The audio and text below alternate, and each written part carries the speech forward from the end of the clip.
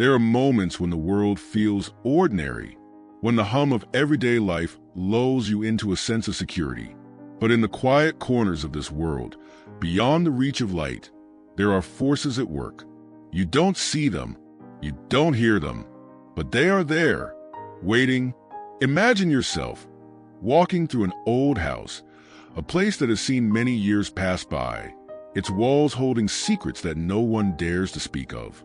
You walk down a hallway, the sound of your footsteps muffled by thick carpets, the dim light flickering above. But something isn't right. The air grows heavier. It's not the humidity, not the stuffiness of a house long unvisited. It's something else, a strange, almost imperceptible weight pressing against you. The hairs on the back of your neck stand up, though you don't know why. You pause. You look around. The house is still, too still. Then you hear it, a slight rustle, the smallest of sounds, as if something or someone has just moved. But no one's there. You shake your head, dismissing it as your imagination. After all, the house is empty, yet that feeling doesn't fade. It lingers, as if the very walls are aware of your presence. You take a few more steps, your heart beginning to race. And that's when you feel it, your breath. It's colder now, almost sharp. The temperature has dropped. You glance around, but the chill doesn't come from the windows or cracks in the walls. It's as though the air itself has shifted. You know you're not alone, not in the way a visitor would be, but something else, something ancient. And then, in the farthest corner of the room, your eyes catch it. It's a shadow, a flicker, almost imperceptible, but unmistakable in its presence. It moves with purpose, as if it has been waiting for you to notice it all along. You don't know what it is, but you feel it. You feel it in the deepest part of you, like a warning you cannot ignore. It's not trying to harm you, not yet, but you can sense its patience, its awareness, and you begin to realize it's not new. It has been here for far longer than you could ever imagine. It knows you. It understands you. This isn't some fleeting sensation, a trick of the mind, a bad dream. It's something real, something that has existed unnoticed for centuries. And this force, this presence, has a name that echoes in the darkest corners of history, a name that few dare to speak, but whose weight is felt across time, across generations. It waits, it watches, and it moves when it chooses. So, what is this force? What is the source of this power that bends the air around it? And why, after all this time, has it decided to make itself known? Stay with me, and together we will uncover the truth of one of the most elusive and terrifying entities known to mankind. A force older than most of history itself, Asmodeus. So, what is this force?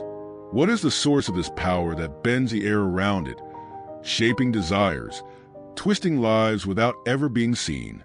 And why, after all this time, has it chosen now to make itself known? A force so old that it stretches back beyond recorded history, yet remains as relevant, as dangerous as ever. It's subtle, insidious, and has influenced humanity's every move. Its name? Few dare speak it aloud, but those who have known its pull, its grasp, feel it even in their dreams.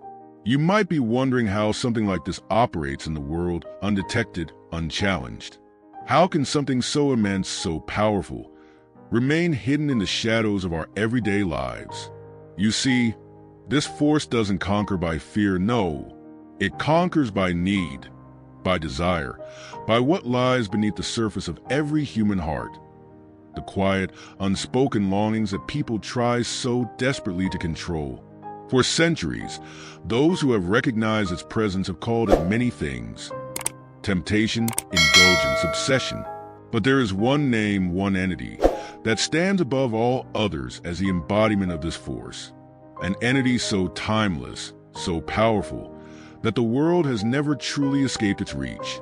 It is the one who feeds on what you desire most, who stirs what you want but are too afraid to claim. It is in the breath of every forbidden thought, in the heartbeat of every unspoken wish. This is no ordinary force, no simple temptation. It has shaped nations, twisted minds, and manipulated countless souls. Those who've walked in its shadow know the price they paid. For once you've tasted its influence, it's almost impossible to break free. It doesn't hold you with chains, it holds you with yearning, with want. But why now? Why has this power, this force, chosen now to step from the shadows, to reveal itself more than ever before? Why, after thousands of years of manipulation, of seduction, has it decided that the time is right to show itself to the world? The answer lies not in a single person, but in the very fabric of humanity itself. Every generation has its weaknesses, its desires, and with each passing era, this force adapts, molds itself into whatever temptation people are most susceptible to. It learns, it grows, it understands you more than you understand yourself. It doesn't simply want to be known, it wants to be worshipped. It wants your soul, your devotion, and it knows just how to coax you into surrendering it. Because when your desire becomes an obsession, when it takes over everything you do, everything you think, you become its slave and it becomes your god. This force is as old as time itself. But what is it really? How does it move through the world, unseen, unnoticed, until it is too late? How does it bind people to their most primal instincts, making them slaves to their own desires? And how has it quietly and effortlessly crept into every corner of our lives, from the moments of fleeting passion to the deep, unspoken longings we dare not admit to ourselves? We know it by many names, but none capture its true essence. None speak of its true power. But there is one name, one being, who embodies it completely. And today, we begin to lift the veil. Today, we look behind the mask of seduction, behind the curtains of lust, to reveal the truth of one of the most elusive, one of the most terrifying entities to ever walk the earth. Stay with me, and together we will uncover the truth of Asmodeus. Who is he? What is he really? And why is it that, for all the millennia he's been around, we still can't escape his grasp? Asterisk. But as we peel back the layers of history, we begin to understand something terrifying. Asmodeus is not merely a figure of myth. He is alive, thriving, and he has never truly left. His influence has always been present, lurking beneath the surface, waiting for the perfect moment to strike. And now is that moment. In the farthest reaches of time, in the dusty scrolls of forgotten texts, and within the whispered secrets passed down through generations, there exists a name, Asmodeus. Known by many, feared by more, he is a figure wrapped in mystery, lust, and chaos. To understand who Asmodeus truly is, we must first peel back the layers of myth, ancient scripture, and esoteric teachings, for this being is not just a demon, not simply an incarnation of evil. His form, his actions, and his very essence carry a deeper meaning, one that has influenced cultures and religions across millennia. The name Asmodeus first echoes through the ancient world, beginning in the lands of Persia, in the mythic heart of Zoroastrianism. Here, in the realm of fire and spirits, Asmodeus was known as Eshma, a force of anger and wrath, a being who represented the chaotic opposition to divine order. As Eshma, Asmodeus was not just a force for destruction, but a symbol of the unruly nature that lay deep within the world, and, perhaps more frighteningly, within every human being.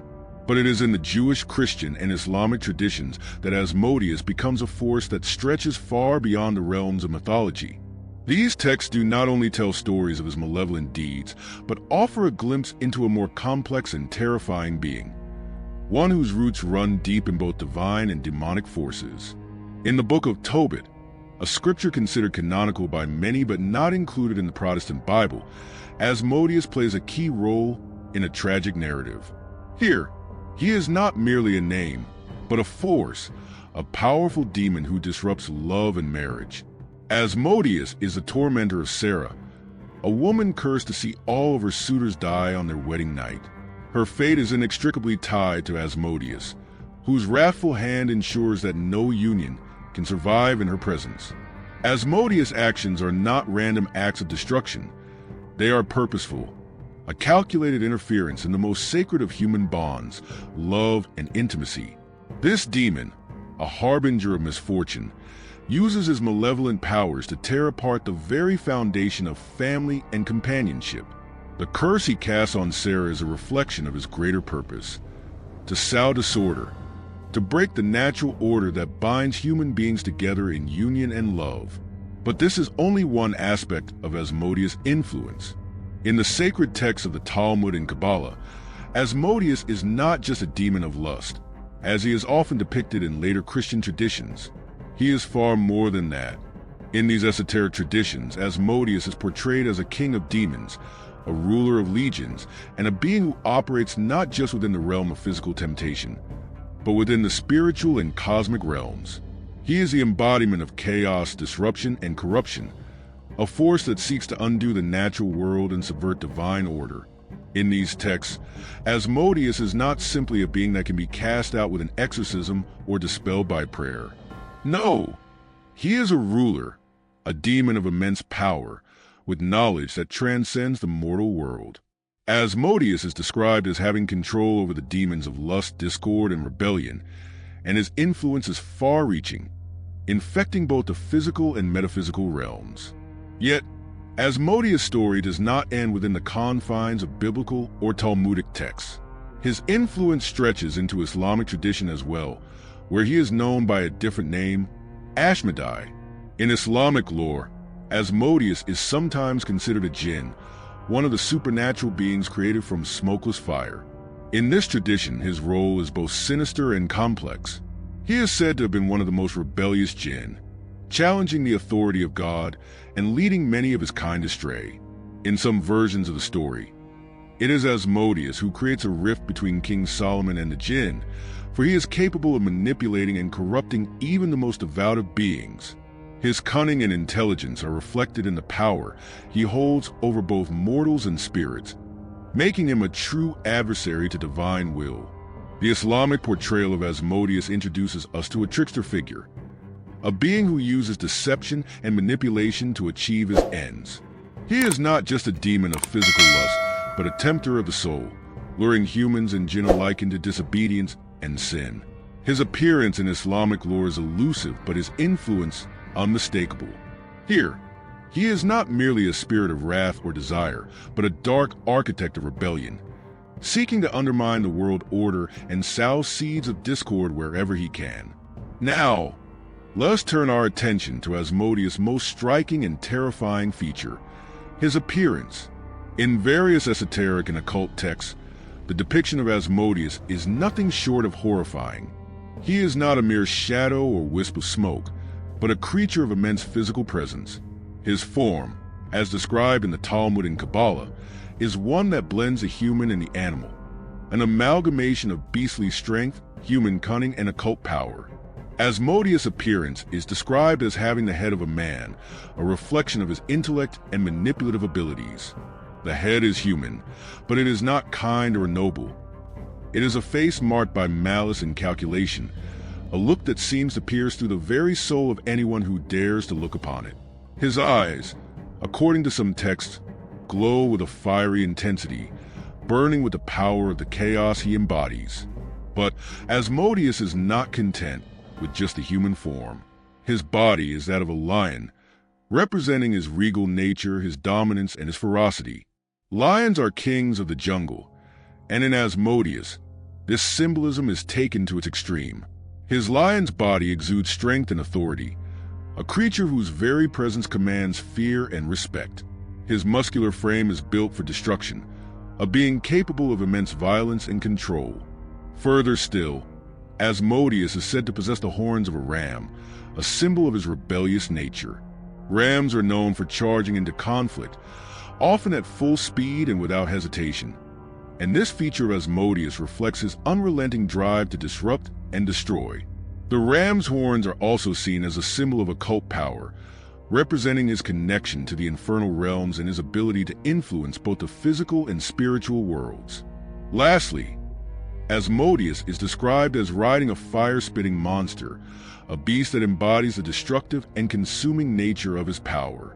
This creature, with its flaming breath, is a reflection of Asmodeus' ability to burn through everything in its path: relationships, families, societies, and even souls. It is a beast of hellfire, a creature that symbolizes absolute chaos and total annihilation. But what does Asmodeus want? Why does he appear in so many cultures and texts, and what is the meaning behind his appearance? The truth is, Asmodeus' purpose is far more intricate than simple destruction. He is a figure that embodies the deepest parts of human nature, the desires, the impulses, and the disruptions that lie dormant in the hearts of all people. He seeks to awaken those primal instincts, to lure humans away from order and into chaos, through lust, anger, and rebellion. He represents the dark side of human nature, the part of us that is capable of great evil if left unchecked. But Asmodeus is not merely a force of destruction. He is also a test. He challenges human beings to confront their deepest fears, desires, and weaknesses. His very presence forces people to question their morals, their ethics, and their relationship with the divine. Is he a demon to be feared? Or is he a reflection of the unseen forces within us all?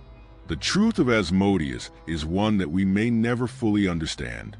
He exists as both a demonic force and a symbol of the chaotic, untamable nature of the world, and of the human soul itself.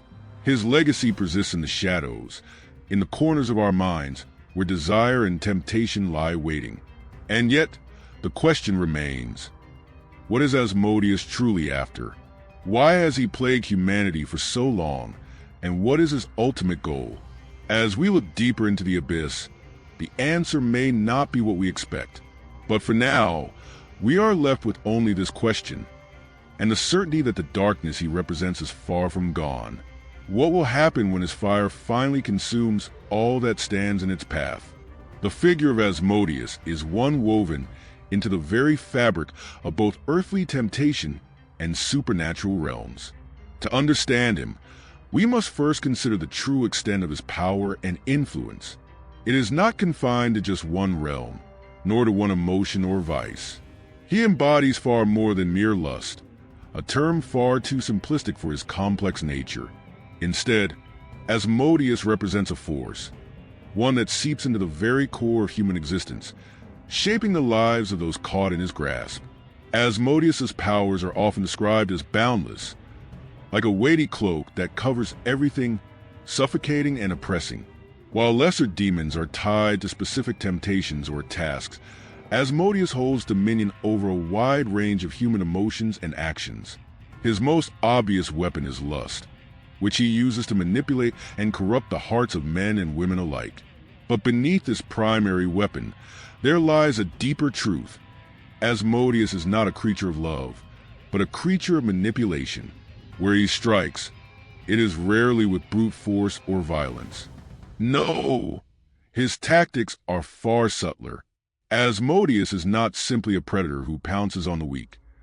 Instead, he is a coaxer, luring those in positions of power or prominence into choices that seem harmless at first, only to culminate in destruction. He twists their desires, shapes their weaknesses into formidable tools of his design. Some say that he can make a man feel the most unyielding longing, an unquenchable thirst, for another person, a situation, or an object, to the point that their every waking thought becomes consumed by it. He forces his victim to desire, to hunger, to yearn, all the while keeping them blind to the consequences. In his eyes, there is no distinction between love and control. He does not seek to create relationships. He seeks to break them apart and watch as they crumble under the weight of their own desires. But this is not his only form of influence. Asmodeus is not just a demon of lust. His power extends into the realm of envy. There are whispers, too, that he feeds on the jealousy that grows between men and women, between rulers and their subjects, between the ambitious and the complacent. He fans these flames, always encouraging more hatred, more resentment, more division. For as long as he can keep his victims envious of what others have, he will continue to hold sway over their hearts. In some accounts, Asmodeus is said to have a particular interest in greed. The greed that leads men to hoard riches or seek power beyond measure. It is said that he uses people's thirst for wealth, their drive for status, and their desire for recognition as the perfect tools for his own ends. By subtly manipulating those who are in positions of influence, Asmodeus can orchestrate entire empires' fall, as he slowly drives them to hunger for things beyond what they should have. With every stroke, he chips away at their moral fortitude, leaving behind nothing but an all-consuming urge for more. Wrath, that explosive anger that burns hotter than fire, is another domain where Asmodeus seems to hold sway. It's no coincidence that his power has often been linked to violent uprisings, political upheaval, and wars between nations. While Asmodeus is rarely depicted as the immediate cause of these events, it is said that his influence lingers in the shadows, stirring up conflict where peace could have prevailed. He is no mere demon in the common sense. He is a weaver of chaos, a master manipulator of human nature. When Asmodeus moves, it's often without leaving a trace. His presence is like a shadow, slipping unnoticed into the fabric of society, slowly tearing it apart from within. Asmodeus is not a lone actor in the shadowy world he inhabits. Throughout history and across various cultures, he is depicted as having alliances, sometimes with other demons, sometimes with fallen angels, and sometimes with other dark forces who seek to bend the world to their will. It's important to understand that Asmodeus is not working in isolation. He is a piece in a grander puzzle, a player in a game much larger than we can comprehend. In the realm of demons, Asmodeus is often grouped with other notorious figures from myth and scripture. He is mentioned alongside demons such as Belphegor, the demon of sloth, and Mammon, the demon of greed. But Asmodeus stands apart from the rest, not because he is more powerful, though he is indeed formidable, but because of his unique ability to play with the human psyche. While demons like Belphegor might seek to weaken the spirit through laziness or indifference, and Mammon may lead to the fall of men through insatiable greed, Asmodeus takes a far more nuanced approach. He's not only interested in the physical and material world.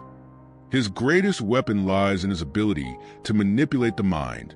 Through envy, lust, wrath, and greed, he breaks down the human soul piece by piece, slowly dismantling it from the inside. In this way, he is not merely an agent of destruction, but also one of corruption, fostering a slow erosion of moral clarity.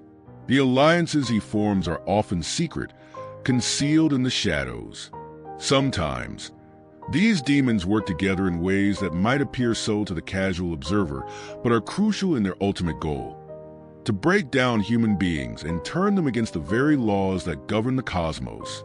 Asmodeus's ability to team up with these forces is both a testament to his cunning and his understanding of the world's most vulnerable aspects. The truth about Asmodeus may be more terrifying than we can fully comprehend. The more we uncover, the more elusive he becomes. The tale of Asmodeus is one not confined to the pages of ancient texts. It stretches across the sands of time, morphing, shifting, and adapting into something far larger than anyone could have expected. As we stand on the threshold of this modern era, we must ask, how has the legend of Asmodeus persisted through the ages? How has this ancient figure been woven into the fabric of today's culture, influencing everything from literature to film, video games to popular folklore? Let us begin with the world of literature, where Asmodeus first made his mark. The writings of old gave birth to his image, and from there it was passed down from generation to generation. The stories about him may have been told in hushed tones, but each retelling added something new. He evolved, he changed, but one thing remained constant. His presence was felt deep within the soul of the story. And as time marched on, Asmodeus's name became synonymous with desire, temptation, and decay. He became an icon, a symbol that transcended his original context. Authors would use him as a metaphor, a figure that could be bent and twisted to reflect the darkness within their own stories. In the Exorcist films, Asmodeus appeared not as a demon that merely tempts, but as the one who possesses, controls, and ultimately destroys.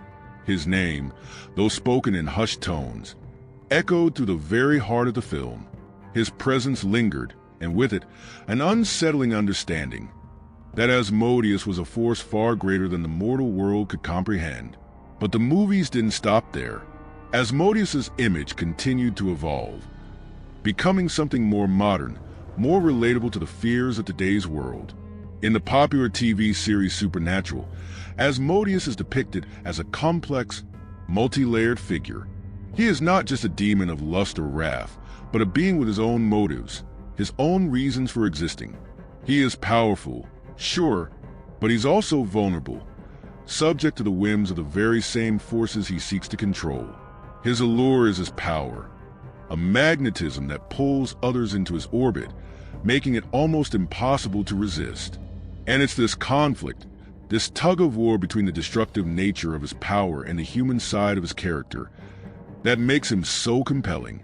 But the reach of Asmodeus goes far beyond television screens and movies. His image can be seen in the flickering light of video games too. He is the antagonist, the one who lures the player into the abyss, promising power, but delivering only destruction. The game explores what happens when power is given in exchange for the soul, a direct reflection of Asmodeus's modus operandi. And in all these forms, whether it's a 1970s horror film or a modern video game, there's a striking similarity between Asmodeus and figures like Dracula or modern antiheroes from fantasy stories. These characters share a dangerous blend of terror and allure, a duality that makes them fascinating to the audience. Like Dracula, Asmodeus is not just a simple villain, but a being with charm, charisma, and a kind of unholy magnetism. His darkness doesn't push people away. It draws them in, entices them, tempts them to cross the line between light and shadow. There is always the faintest possibility that, should the right words be spoken, the right action taken, Asmodeus could be swayed. But that, of course, would be the greatest illusion of all. In this way, Asmodeus's place in modern popular culture reflects our own fears and desires. He is a reflection of the human soul, its deepest desires, its most profound weaknesses, and its darkest impulses. But his allure goes beyond the physical.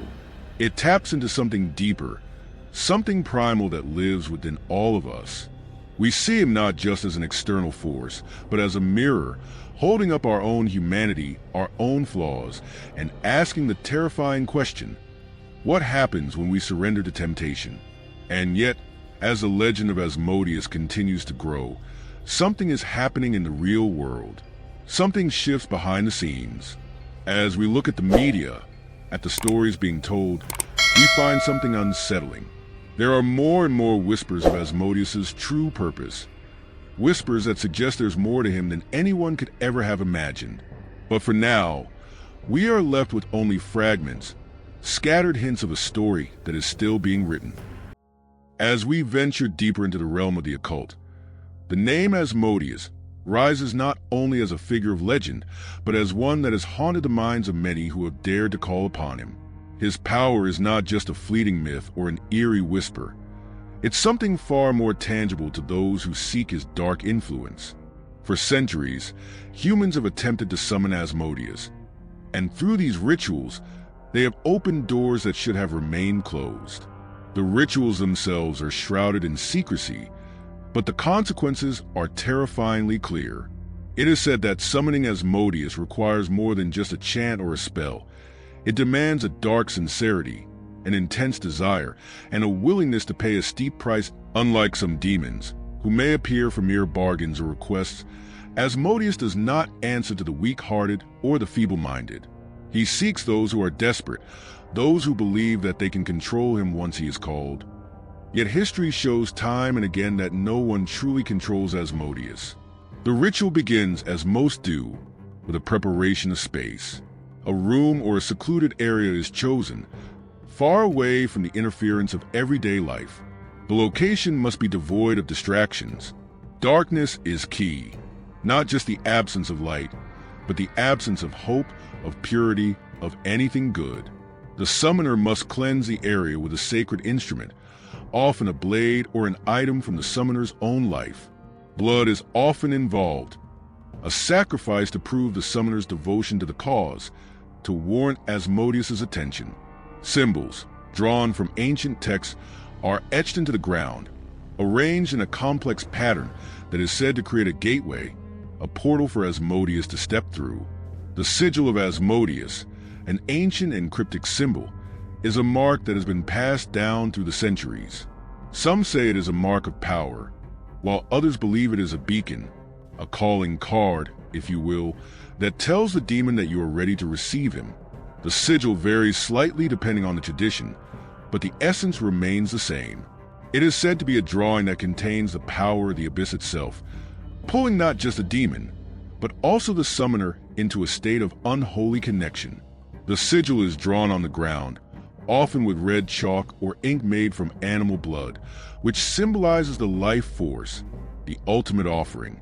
Once the sigil is drawn, the summoner must step into the center, symbolically offering themselves as a vessel for the demon's presence. The ritual is typically accompanied by chanting, long, drawn-out phrases that, according to occult texts, carry the weight of the ancient language of demons. The words themselves are unintelligible to the untrained ear, but their power is undeniable. The chanting must be precise. If one syllable is out of place, the summoning may go awry, and the demon may not appear at all, or worse, it might manifest in a form that is not recognizable. The chanting, often heard in a deep, guttural tone, grows louder, more urgent as the ritual progresses. The room, already heavy with anticipation, begins to feel charged with a strange energy. There is a vibration in the air, as if the very space around the summoner is bending, responding to the call. A coldness settles over the room, creeping into every corner and leaving behind a feeling of unease. Some accounts say that the summoner will begin to feel their heartbeat quicken, and they may hear whispers, soft, insistent murmurs that seem to come from all directions. Then, the true manifestation occurs. The temperature in the room drops dramatically, and the air grows thick with tension. For those who have summoned Asmodeus, this is the point where the unseen becomes terrifyingly real.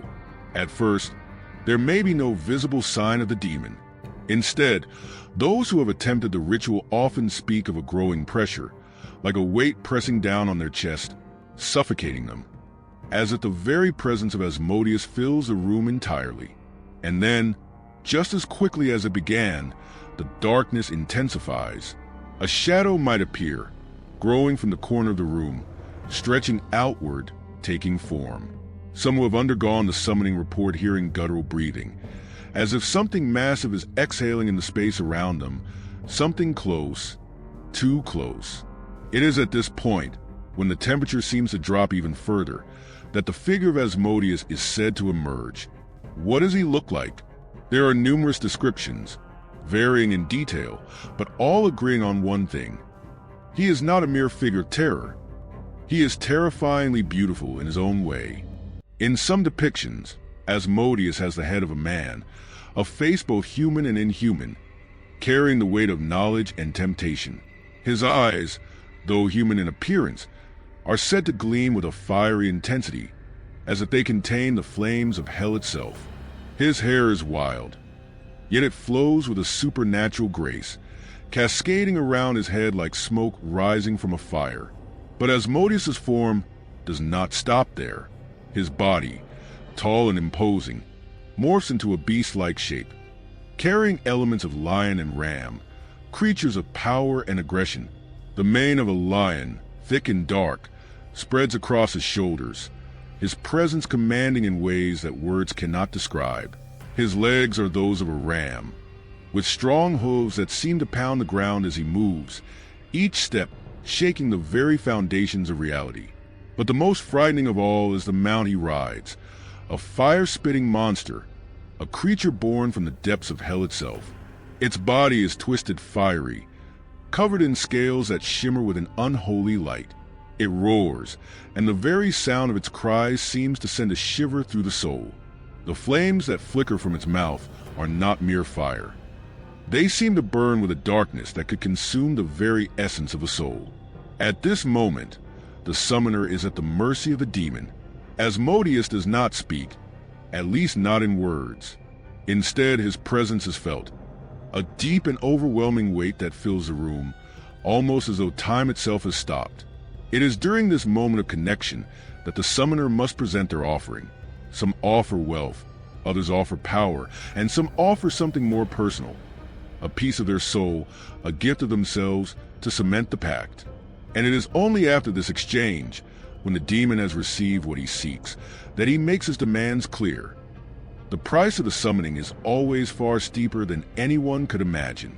But the true horror does not lie in the ritual itself. It lies in the aftermath. Those who survive an encounter with Asmodeus often speak of a lingering presence. His influence does not leave them after the ritual ends. It stays, like a shadow, following them wherever they go. And the most terrifying aspect of all, it is said that once Asmodeus has been summoned, he never truly leaves. His mark remains on the summoner's soul, and as time passes, the individual finds themselves drawn back to him, over and over again, unable to escape the temptation, the desire, the chaos he has brought into their life. And so, we ask, what is it about the human soul that drives people to seek such a creature? Is it a thirst for power, revenge, or something darker, something that only Asmodeus can fulfill? But in our modern world, we tend to view Asmodeus as a shadow of ancient stories, a demon in the halls of horror movies, video games, and fantasy novels. We look at him as the ultimate villain, the one who seduces the soul into submission. But there's a deeper truth, one that spans across cultures, religions, and historical narratives, a truth that might cause you to rethink everything you've ever known about this being. At first glance, Asmodeus might seem like just a manifestation of our most carnal desires. After all, he is often depicted as the embodiment of lust. His name alone conjures images of passion and indulgence, of fiery temptations and forbidden pleasures. But is that all he is? Asmodeus is far more than a mere demon of sexual desire. In fact, some scholars, especially those with roots in Christian theology, would argue that he represents a much deeper, much more insidious force: spiritual decay. When you look beyond the veil of lust, when you begin to understand Asmodeus's true nature, you see that he is not just after the body. No, his goal is far more sinister. He seeks the soul. Asmodeus, in his most dangerous form, is a master manipulator. He doesn't simply tempt. He slowly erodes the willpower of his victims. He works like a virus, attacking the core of one's spiritual fortitude. And this is where he is most dangerous. It's not just about giving in to desires. It's about losing control, about surrendering your soul's strength to him, little by little, until you are a mere shell of your former self. And by then, it's too late. The spiritual damage has been done. In Christian thought, Asmodeus is often linked to a deeper spiritual war, one that is fought on an individual level but has ramifications for all of humanity. He is not just a creature of dark powers. He is a reflection of the spiritual battle between light and darkness, good and evil. Asmodeus plays a role in this eternal struggle, seeking to weaken the soul's connection to the divine. He is, in essence, a force of temptation, not merely for the flesh, but for the very essence of who we are, our will, our faith, our trust in the light. But why? Why does Asmodeus continue to exert such a pull on humanity? The answer, while unsettling, is rooted in a deep truth. Temptation is a universal experience. We all face moments where we are tested, where our faith wavers, where the lure of forbidden pleasures calls to us. Asmodeus embodies this eternal struggle, reminding us that we are always under the threat of temptation. No matter how strong we think we are, no matter how well we believe we can stand against it, his presence is a constant reminder that we are never truly free from the shadows that seek to claim us. And perhaps this is the most unsettling revelation of all. Asmodeus is not just a demon from ancient texts. He is present in our daily lives, in the decisions we make, in the battles we fight within our own hearts, every time we give in to temptation, every time we ignore our better judgment for the sake of fleeting pleasure, we invite Asmodeus closer to us. Think about it for a moment. When was the last time you made a choice that you knew was wrong, but you did it anyway? When was the last time you justified your actions because they felt good in the moment, only to regret them later? Asmodeus thrives in these moments. His influence is subtle, insidious, working its way into the cracks of our choices, bending our will ever so slightly, making it easier to choose the path of least resistance, the path that leads to spiritual ruin. The deeper you look, the more you begin to realize that Asmodeus's role is not just about individual temptation. He is a figure that represents collective spiritual decay. He is a reminder that, as a society, we are constantly being pulled away from what is good, from what is virtuous, and toward what is easy, what is indulgent, and what is destructive. From the rise of materialism to the normalization of greed and lust in media, Asmodeus's influence is woven throughout the fabric of our modern lives. His presence is felt in the quiet temptations we face every day, whether it's the allure of power, the desire for money, the need to be adored by others, or the temptation to live a life of excess. These are not just personal battles. They are cultural battles, fought on a much larger scale. And now, as we approach the final moments of our journey into the true nature of Asmodeus, we are left with one inescapable question. What happens when we give in to him completely? What if we allow ourselves to be consumed by the temptations he offers? What if, for a moment, we turn our backs on the light entirely and walk into the darkness he promises? Is there redemption for someone who falls completely under his sway? Can we ever break free once Asmodeus has claimed us? And here is where the story takes a chilling turn. There are those who claim to have fully given themselves over to Asmodeus. They speak of strange transformations, both physical and mental. They describe the feeling of losing control, of their actions being guided by something other than themselves. Some even claim to have seen Asmodeus's true form, to have been possessed by him, to have allowed him to speak through them. These individuals do not walk away from these encounters unchanged. Many never return to the light. Their very souls seem to have been tainted, marked in a way that no prayer, no ritual, no amount of penance can undo. So, what is the truth about Asmodeus? Is he a mere figure of fear, a demon trapped in ancient stories, or is he something far worse? Something that doesn't just haunt the pages of ancient texts, but something that walks with us every day, influencing our decisions, our thoughts, and our very will? As we reach the end of our investigation, we must ask ourselves, how much of Asmodeus is truly part of us? What if he is not just a demon from ancient myths, but a presence that lingers in the hearts of us all? The truth may be darker than we could ever imagine. And in the end, the real question remains, is it possible to ever fully escape his influence? The final revelation could be just around the corner. But for now, the story ends here. Or does it?